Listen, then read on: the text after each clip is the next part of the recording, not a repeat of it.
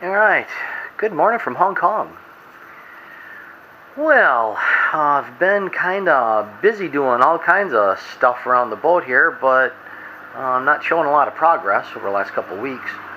But what I've got going, I've been down in the engine room. In the engine room, I'm making a few changes because I'm going to be running on the B100 biodiesel. And, like the B5 or B10 or B20, you just pretty much put it straight in. But with the B100, it's 100%, recycled vegetable oil or cooking oil, refined as well. Because I'm going through a company called Zenda Green, which is a local company here, it's, government certified, that follows all European Union standards for biodiesel, and they collect it from the restaurants. They do the refining in Twin Mun here in the New Territories out in Hong Kong. So, but there are some changes for the B100, 100% biodiesel B100, and so I've been doing that. Plus my outboard totally lost compression, backfiring all the time.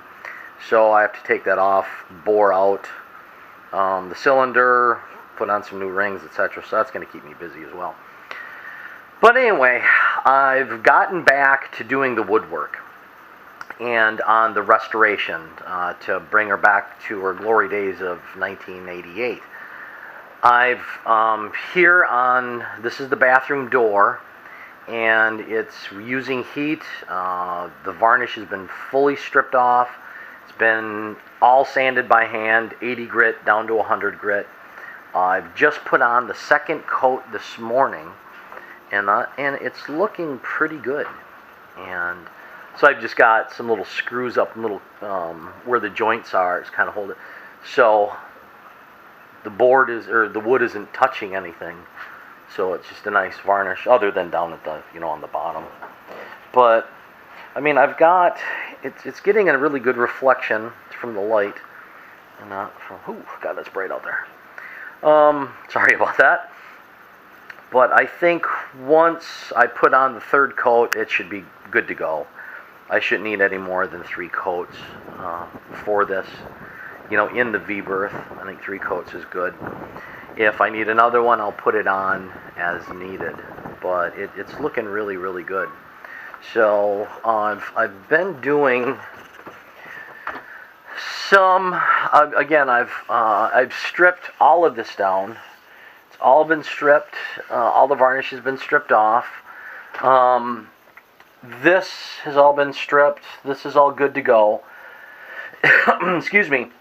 Down here there's an overlay that's on here that's attached, and that's been painted with PU paint, same as here. But as you can see up on the top here, where this mirror here was there for so many years. You can see where the sunshine has lightened up the wood around it, but behind it, it's dark. So I'm going to have to get an overlay over the top of that. And that's going to be white PU paint, so there'll just be this, teak wood frame around it. But it'll also keep the bathroom bright, and you always want a bright bathroom.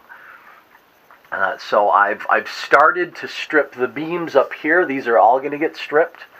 All of them are going to get stripped, and again, take care of this. But once I, get things organized here, I've got to start buying some parts, but the head is going to be over here. It's going to be in this area. This is going to be the shower. Again, the sink will be tucked in the corner. The door opens up to here. So, you really don't need it. It's just for rinsing off your hands after you use the head. That's pretty much it. If you want it, look, you got less than 2 meters to a sink that's right there. So, it's not, but it's just always better to wash your hands before operating doorknobs. So anyway, I'm gonna put the head over here, and then the shower will be here, sink, and there'll be a shower curtain down the center. So, but over the Chinese New Year here, it starts next week, because pretty much the country shuts down for about 2 weeks, And so I'll be down here just with the heat gun, stripping off all the wood, doing the sanding, and I'll be taking care of this. And even out here, I don't know if you can see how crappy this is, but I don't know what it is, grease or whatever. Something has leached through the varnish and done something, but it's all up here. You probably can't see it, but in the back here, it's just dark. I think it's got to be the grease or something, but you know, when you take heat to it, when you strip it right off, it's down to perfect wood. It's just in the varnish. It's just in the varnish that has done that. And again, it's probably still the same original coat of varnish from 1988 is still touching that wood right now. So I'm gonna just strip all of it off. Hopefully over the Chinese New Year I can get some helpers in here. Fingers crossed. Fingers crossed. And so I'll have some help to just go and just start stripping all this wood down. I'll start getting this taken care of, and because I've got so many things to do. Then, you know, once these are all stripped down, and once that's all stripped, then I will go and PU paint all the white back in there, another coat, you know, clean it up, make any cracks that are in here and stuff. So put that in, and then once that's in, then, you know, a good sand, and then 3 coats of varnish over the top. And once that cures for a few days, then I go and I put a piece of masking tape on here and a piece of masking tape up there.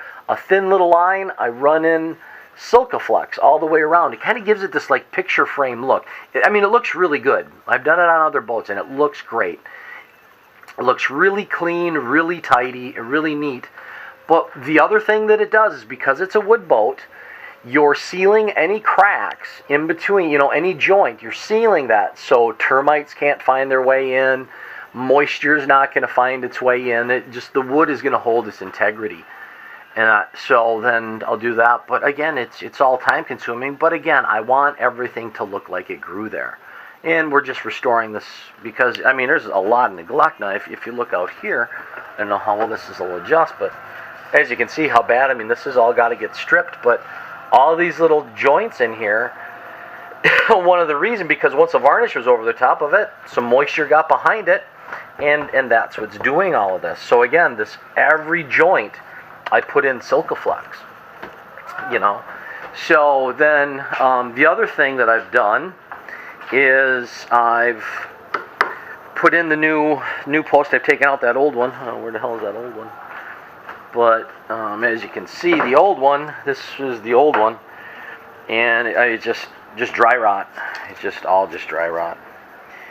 And so even at the top. So, but anyway, so that's a new one. It's a little bit whiter than the other ones. Started Silkaflexing.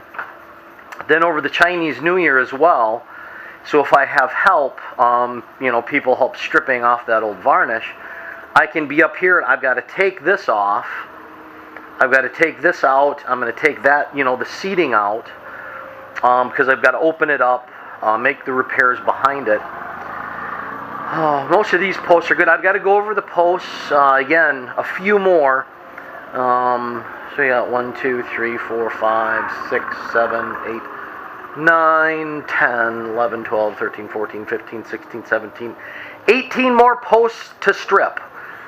Now, I've done a bunch of them. As you can see, they're all looking good. But I've got to continue this, and then after the Chinese New Year, I've got the quotation to do the hull. We're going to strip the entire hull, recaulk it, do the anti-fouling, recaulk that, do all of that.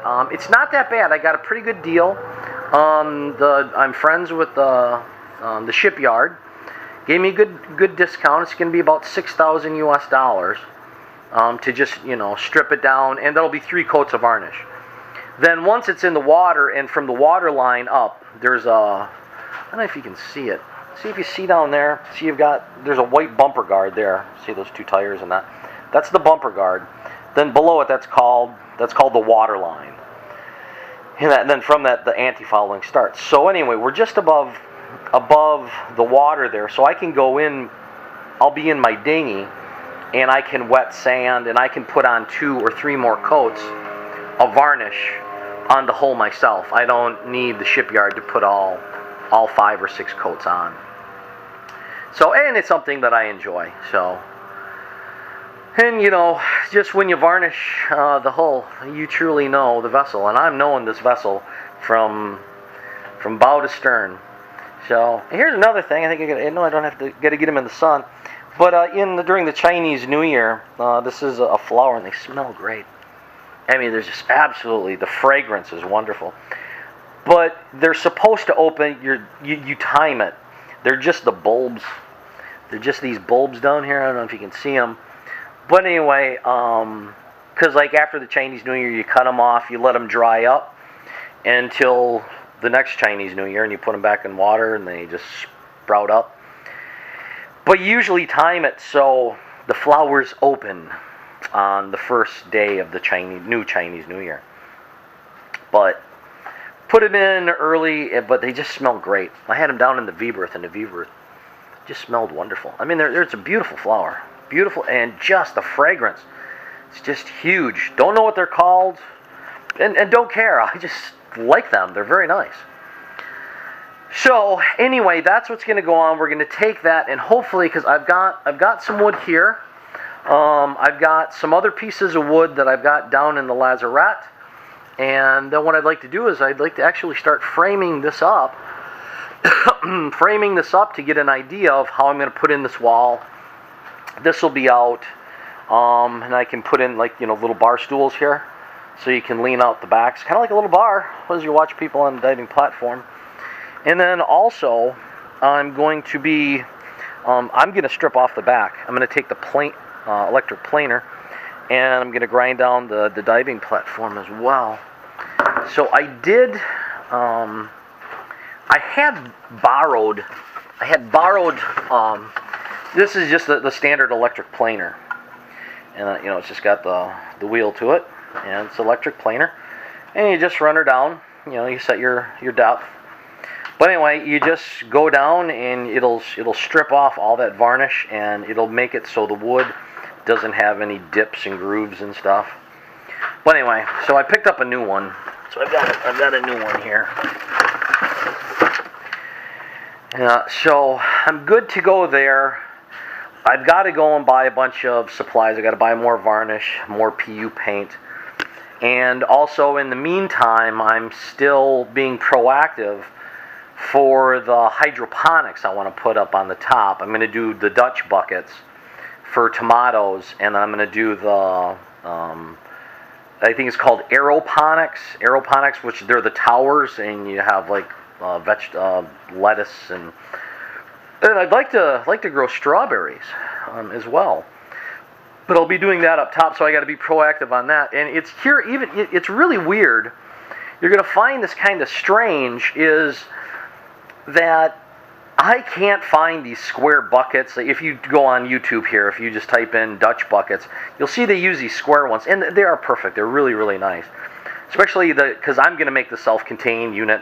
But anyway, you can't find anything like that here in China. I went and I talked to a factory, and I said, I just want to get 8 buckets. I just want 8 of them. And they said, oh, okay, sample price. Send us $550 US, and we'll send you 8 of those. And on your next 20-foot container load, we'll take off the difference. Well, they're 15 cents each, US. 15 cents each, but I got to go and spend $550. Don't think so. So anyway, that's what's going on. So always trying to be 2 steps ahead in my planning, but you can only do one thing at a time. That's it. But this is looking good, and hopefully I'll have a working bathroom after the Chinese New Year. I'm gonna get the new unit, the sealed combustion unit. That one will be coming, I think, the 2nd or the 3rd of March, and so I'll have the sealed water heater, so that'll be able to install that. I can do plumbing. I've just got so many things to do. It's Chinese New Year. We got lots of stuff to do.